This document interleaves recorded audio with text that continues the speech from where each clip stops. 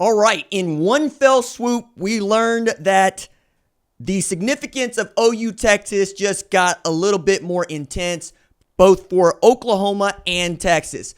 Off the rip, Texas is getting back Quinn Ewers to start. We anticipated this. Many of us thought this going into this week. We thought this as soon as Steve Sarkisian said, look, we're not going to play him against Louisiana Monroe. We're going to give him an extra week plus the bye week to recover from his oblique strain, which he suffered against UTSA, in what turned out to be a rout and a really great look at Arch Manning, who showed exactly why he is the heir apparent to being starting quarterback at the University of Texas. But one of the things that Steve Sarkisian had gone out of his way to say is that he believes Texas has a national championship caliber football team, and Quinn Ewers is the quarterback of that national championship caliber football team, to which I think that that's just fine. I think that's great.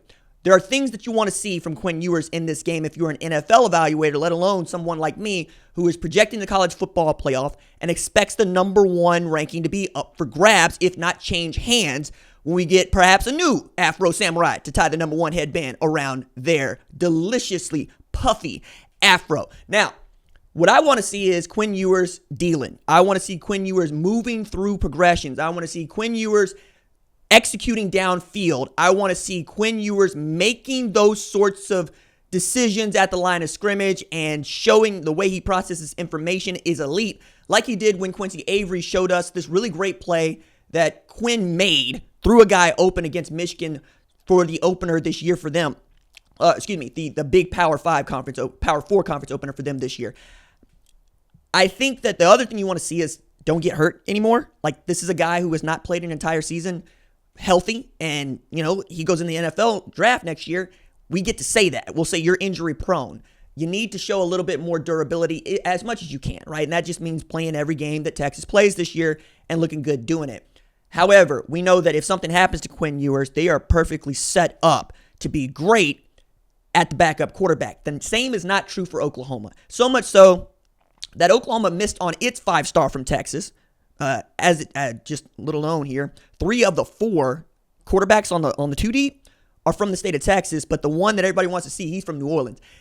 I find that fascinating and interesting. It's one of those things where you don't expect Jackson Arnold to not be as great as he hasn't been, especially when you take into account what he saw against Arizona. But I was really upset about the interception he threw in that game, and I was told it was being coached out and everything was fine. It wasn't coached out. Everything is not fine. He turned the ball over on first down 3 times against Tennessee. And if you score on one of those possessions, it feels like a different ball game, particularly the one where you fumble inside your own 10-yard line. That sucked.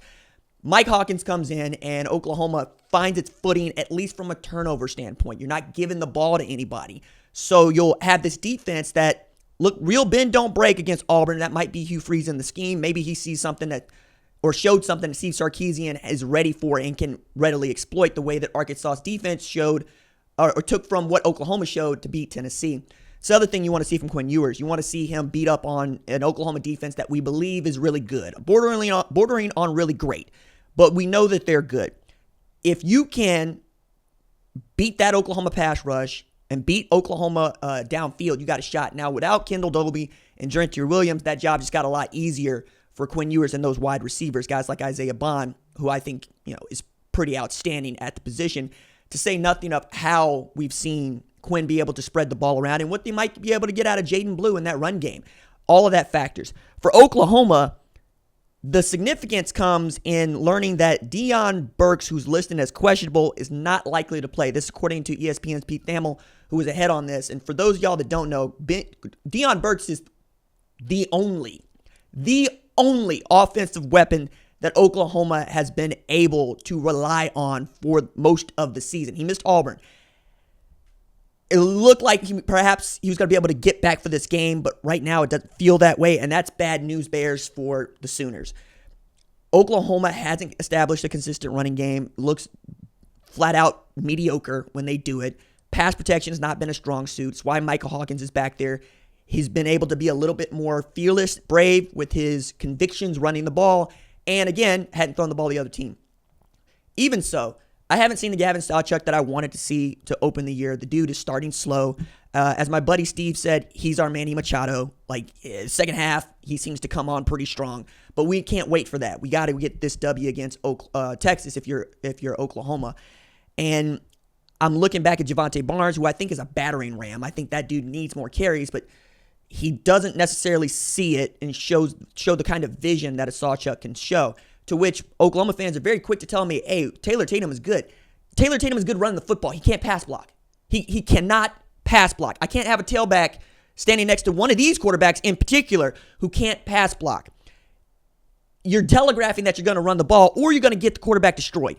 Either way, if your running back can't be reliable in pass pro, he is a liability everywhere else you go.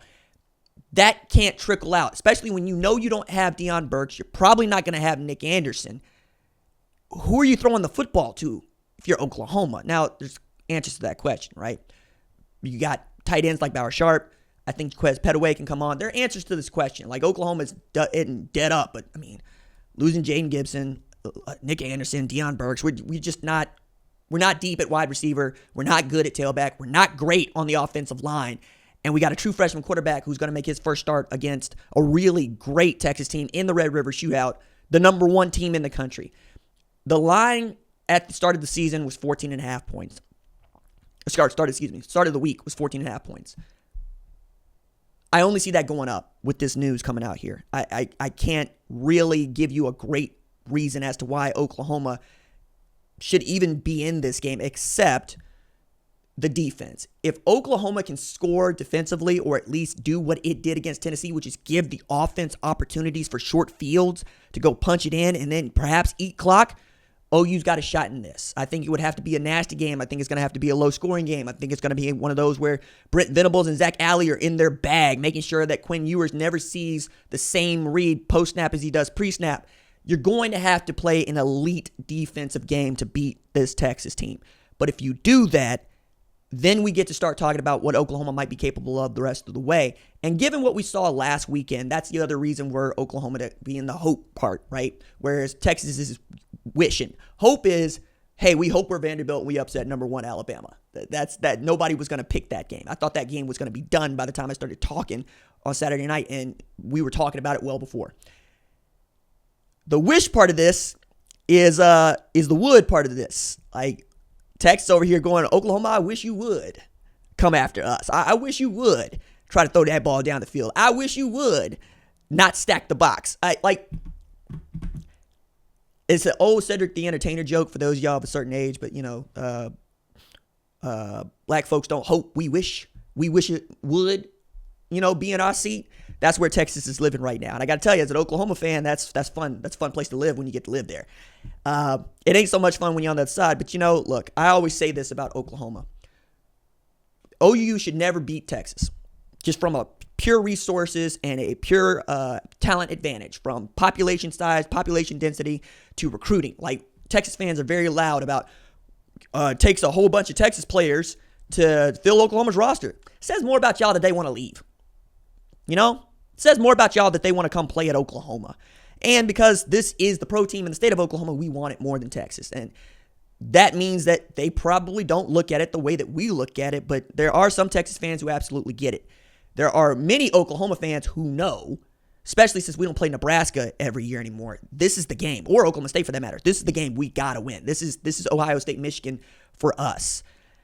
Is it going to go well? I don't know. This feels closer to 2022 than it does 2023, certainly, but doesn't even feel close to 2020 or 2021, right? This is a whole different ball game for Oklahoma because we haven't seen an OU offense this inept in quite some time, and we haven't seen an Oklahoma defense this destructive in quite some time.